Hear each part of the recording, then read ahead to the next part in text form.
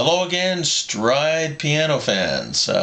It's been a few months since we posted one of these Stride Tips videos, and in that time we've had quite a few questions from all over the world about people that want to find out about this unique style of two-handed piano playing. And now let me specify that Harlem stride piano style and two-handed piano playing are not necessarily the same thing. To illustrate this point, let me go back a little in the years that I've been playing piano, from when I first started playing stride, ragtime, and the other styles of piano playing. And let me give you some examples of what is not stride piano, to kind of clear up the illusion that a lot of people have that anytime you put the left hand coming back and forth between each beat and the right hand doing something else, that is stride piano. First of all, Scott Joplin's Pineapple Rag.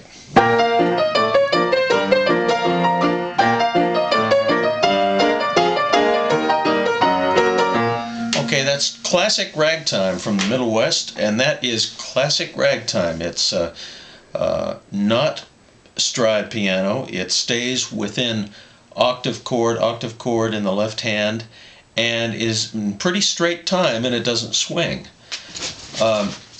Along about the same time as classic ragtime came to be, we had cakewalks.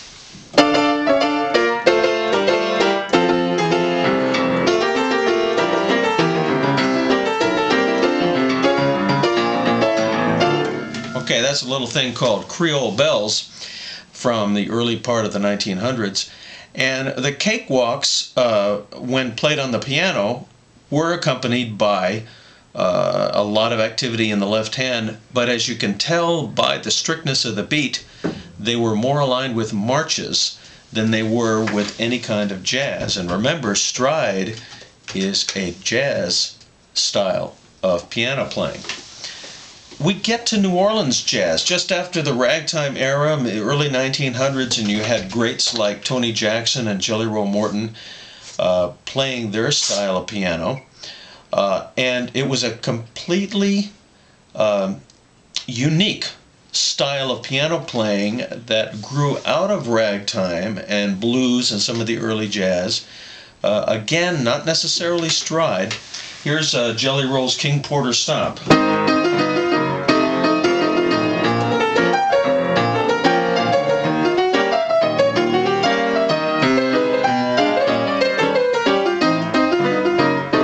Okay, you can hear the influence of the Latin beat in Jelly Roll's style combined with the ragtime feel to create a new style of music in New Orleans.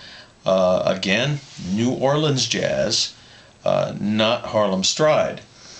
Then we had in the 1920s, as we entered the jazz age, we had the golden era of novelty piano. We had people like Roy Bargee and Zez Confrey coming up with all kinds of very tricky, hard to play sometimes, technically difficult piano solos that used a lot of left hand and a lot of right hand.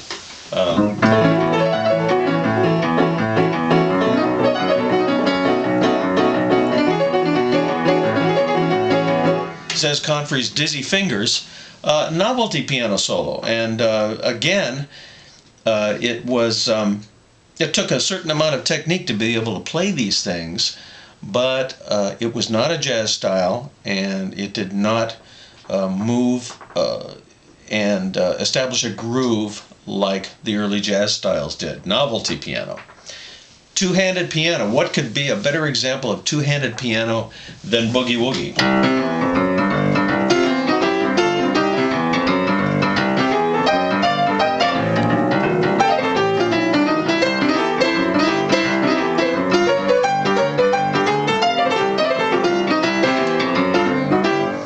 Okay, Boogie Woogie, again, like Jelly Roll's New Orleans jazz style, a style uniquely all its own, based mainly on 12-bar blues patterns, but using 8 to the bar in the left hand instead of 4 to the bar like you would find in the other styles we just talked about.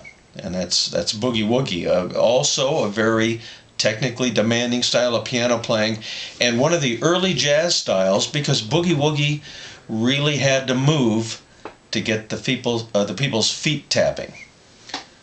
And now we get to honky tonk. We did a stride tip video earlier on what is honky tonk piano, so I'll just touch upon it right now. Honky tonk being a very popular phrase in the 1950s and 60s to describe dressing up popular tunes with ragtime and piano roll figures. For example,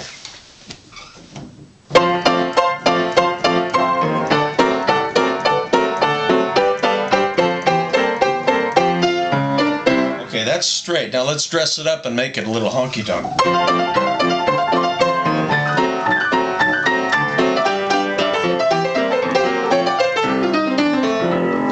Okay, you're dressing it up and making it a honky-tonk arrangement of a popular song. To be continued.